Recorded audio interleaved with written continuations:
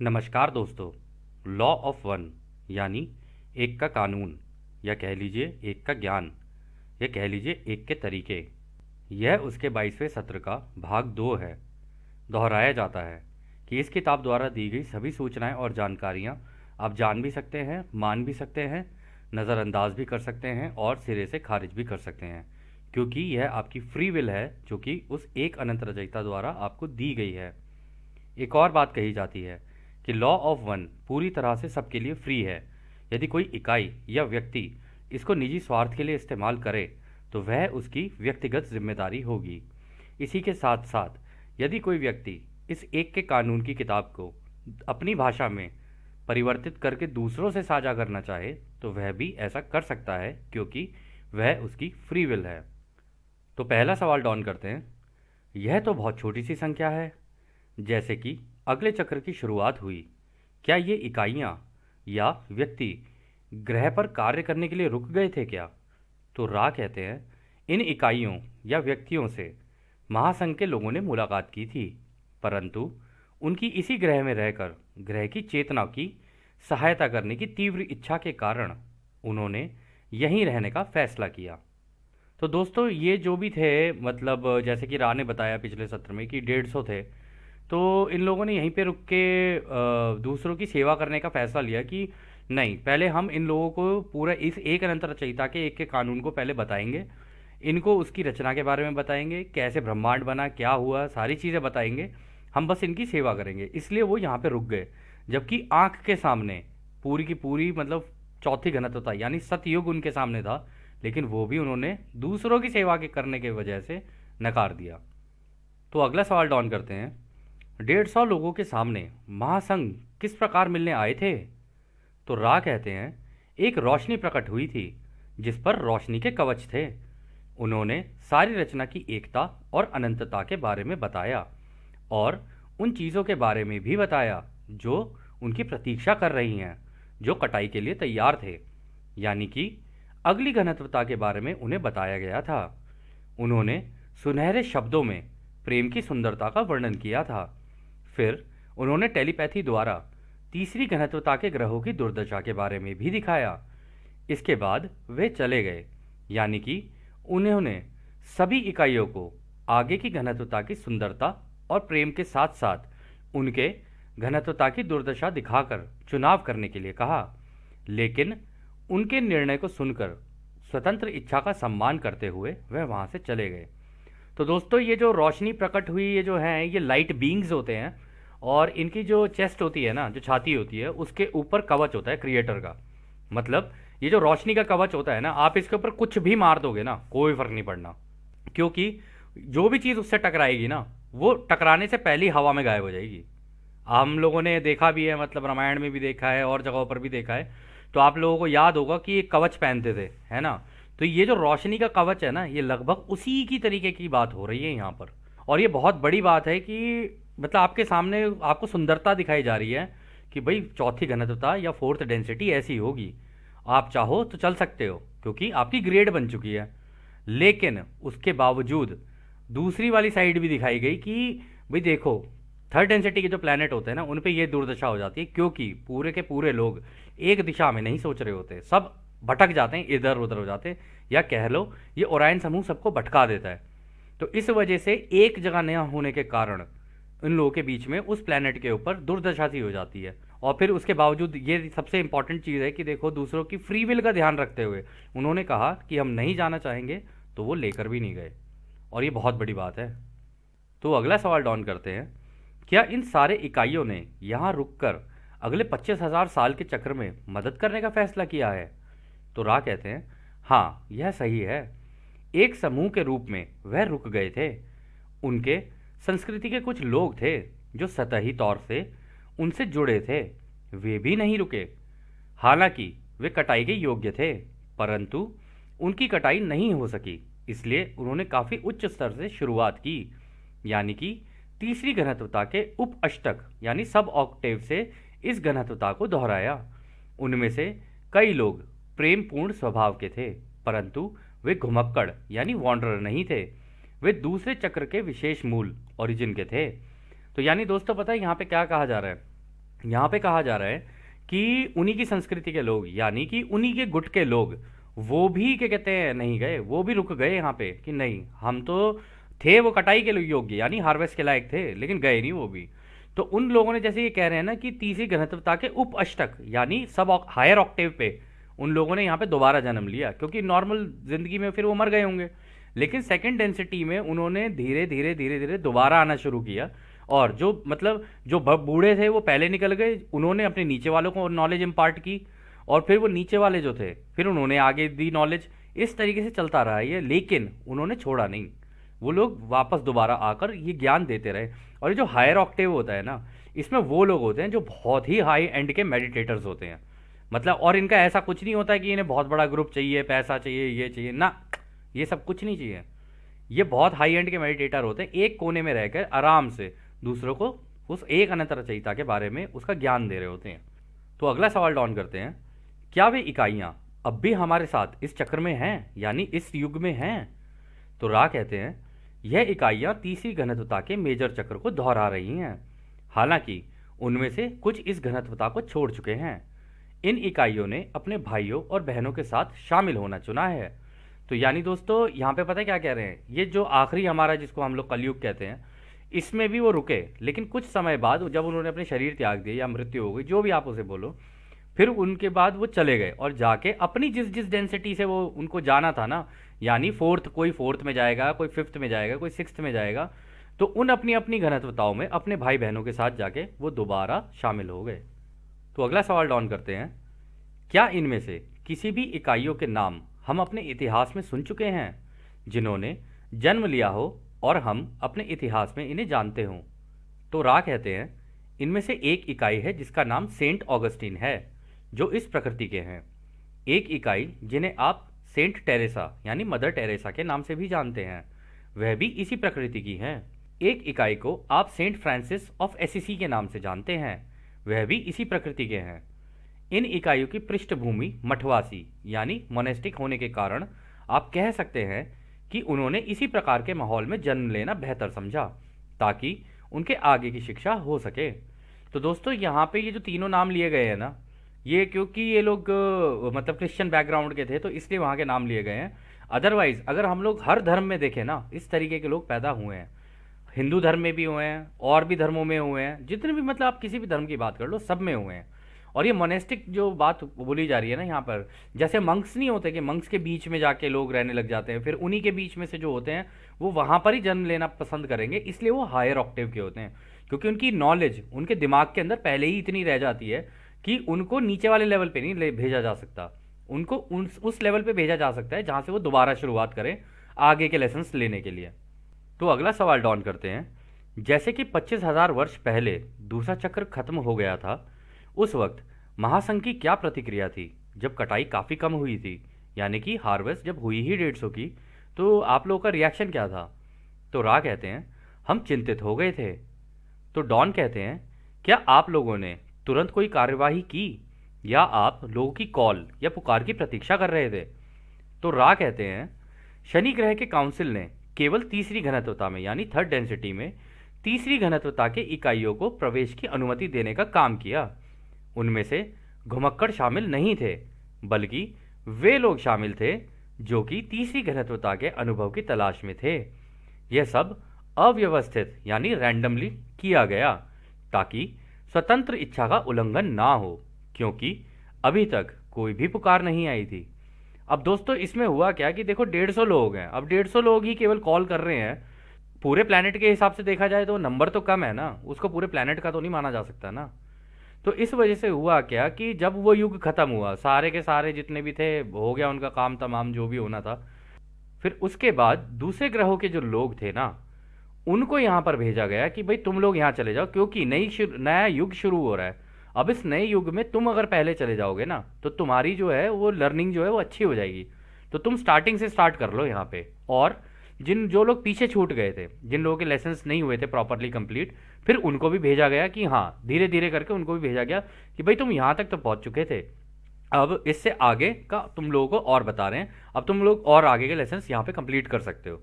लेकिन इनिशियल तौर पे जो लोग थर्ड डेंसिटी का ढूंढ रहे थे, यानी सेकेंड डेंसिटी से थर्ड डेंसिटी के अंदर जो लोग जा रहे थे उनको पहले ये दिया गया कि हाँ भाई तुम चले जाओ यहाँ पे, क्योंकि तुम लोगों को थर्ड डेंसिटी के लेसन्स लेने हैं। तो अगला सवाल डॉन करते हैं, क्या अगली कार्यवाही महासंघ के द्वारा होता है यदि कोई पुकार या कॉल होती है?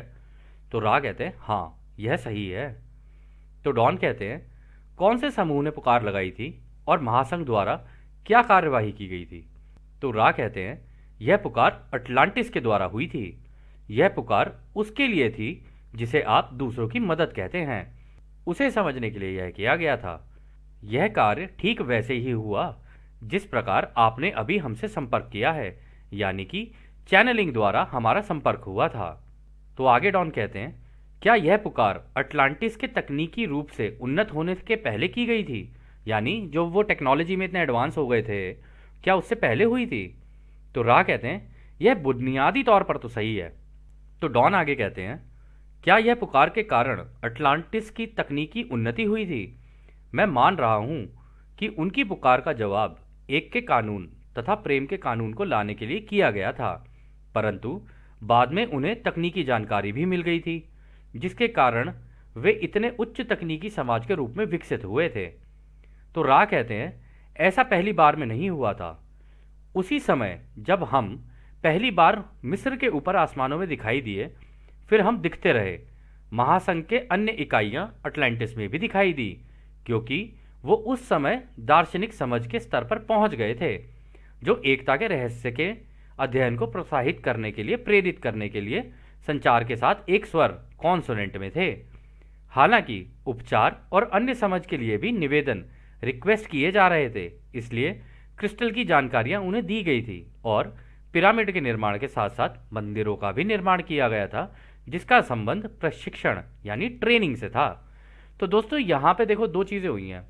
सेम टाइम पे इजिप्ट के आसमान में भी चल रही थी चीज़ें, ठीक है, क्राफ्ट सारे थे, लोग देख रहे थे कि भाई क्या है रहस्यमय, क्योंकि आपको याद होगा रा ने कहा था, क्रिएटर का ये कहना है कि भाई ये बच्चे हैं, अभी इनको एकदम से ऐसे छेड़ोगे ना, डायरेक्टली इनके बीच में पहुंचोगे, तुम्हें ऐसे समझने लगेंगे कि जैसे कि हाँ तुम्हारे पास बड़ी मतलब रहस्यमय जादुई शक्तियां हैं और ये वो, जो कि इनके अंदर खुद भी ऑलरेडी मौजूद है, बट ये लोग एक्सप्लोर नहीं कर रहे हैं उसको।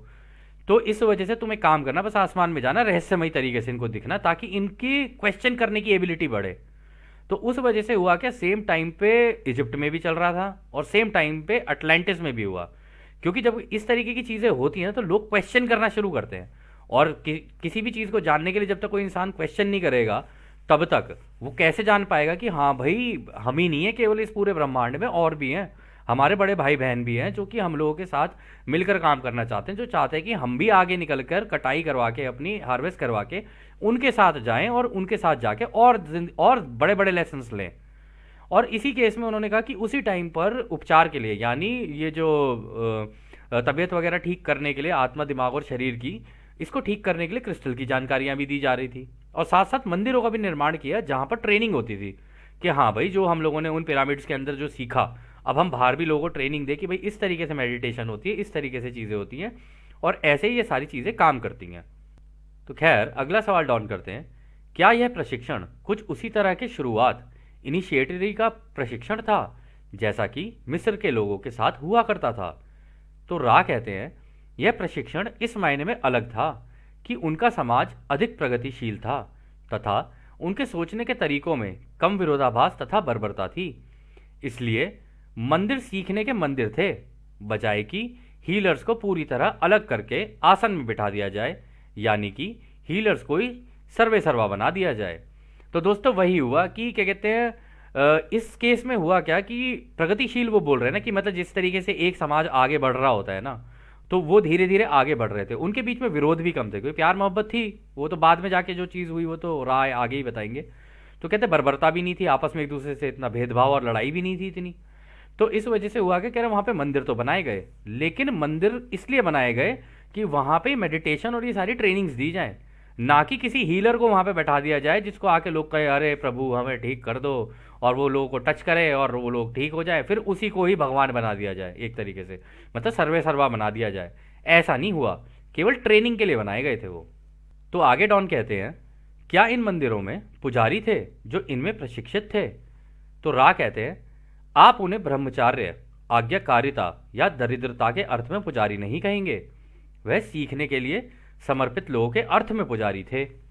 कठिनाइयां तब होने लगी जब क्रिस्टल की शक्तियों का इस्तेमाल सीखने में प्रशिक्षित लोगों ने हीलिंग के अलावा अन्य तरीकों को भी करना शुरू कर दिया था, क्योंकि वह ना केवल सीखने के साथ जुड़े थे बल्कि सरकारी ढांचों के साथ भी जाके जुड़ गए।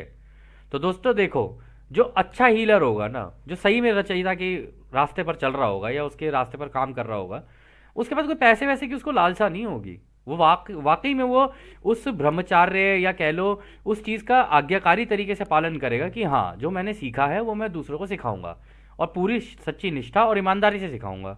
और वो इस तरीके से वो, आप उनको पुजारी नहीं कह सकते, आप उनको टीचर्स कह सकते हो अच्छे, कि हाँ वो टीचर्स बन के आए, उन्होंने दूसरों को सिखाया। पर जैसा कि यहाँ पे उन्होंने कहा कि लेकिन कुछ लोगों ने क्या किया, जब वो हीलिंग वगैरह सीख गए ना, वो चुपचाप पीछे से सरकारी ढांचों के अंदर जाके उनसे जुड़ गए। लोगों को तो ये लगा कि नहीं नहीं ये तो जी हमारे हैं, ये तो हमारे हैं, लेकिन चुपचाप पीछे से सरकारी ढांचों में उनके साथ जुड़ के काम करने लगे। अब सरकार को क्या चाहिए भाई?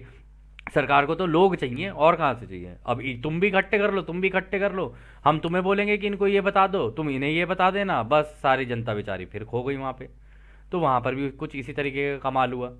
लेकिन इसको अगर देखा जाए ना, इसमें सबसे अच्छी बात यह है कि जो सीरियसली एक अच्छा टीचर होगा ना, वो बड़ी सच्ची निष्ठा और ईमानदारी से अपना काम करेगा और वहाँ से चला जाएगा। उसे कोई ना किसी के अटेंशन की ज़रूरत है, ना किसी के पैसे की ज़रूरत है। आप देख लेना, हमारे इतिहास में कितने लोग आए, साईं बाबा आए और भी बहुत लोग आए, नानक जी आए, और भी मतलब उधर जीसस, और भी हमारे धर्म में हर हर धर्म में आए यार। आप बोलो कौन सा धर्म है जिसमें नहीं आए? हर जगह पर आए। लेकिन जिन लोगों को सच में दूसरों की सेवा करनी थी ना, उन्होंने अपना काम किया और चले गए यहाँ से। ज़्यादा ड्रामा नहीं किया उन लोगों ने। तो खैर, आगे डॉन कहते हैं, क्या उनको ये सारी जानकारियाँ उस तरह दी गई थी जिस तरह आप अभी हमें जानकारी दे रहे हैं, एक उपकरण के माध्यम से, जैसा कि कार्ला है? तो रा कहते हैं, समय समय पर मुलाकातें होती रहीं, लेकिन आपके स्थान समय निरंतरता में इन ऐतिहासिक घटनाओं का कोई महत्व नहीं है। तो दोस्तों ऐसा नहीं है कि कन्फेडरेशन कोई ऐसे मतलब केवल चैनलिंग कर रही हो। इसका मतलब उस जमाने में भी कन्फेडरेशन आती थी, उतरती थी इस प्लेनेट के ऊपर, और मिलती भी थी, और बताते भी थे कि हाँ भाई ऐसे कर लो अगर तुम्हें करना है तो। जब मदद मांगी जाएगी दूसरों की सेवा को ध्यान में रखते हुए, तो उनको मदद दी जाती थी। और ये बहुत अच्छी बात है। और दोस्तों ऐसा नहीं है कि उसी ज़माने में होता था ये आज भी होता है। अब हमारी हंसी से और मुस्कुराहट से आप समझ जाना है कि हम क्या कह रहे हैं।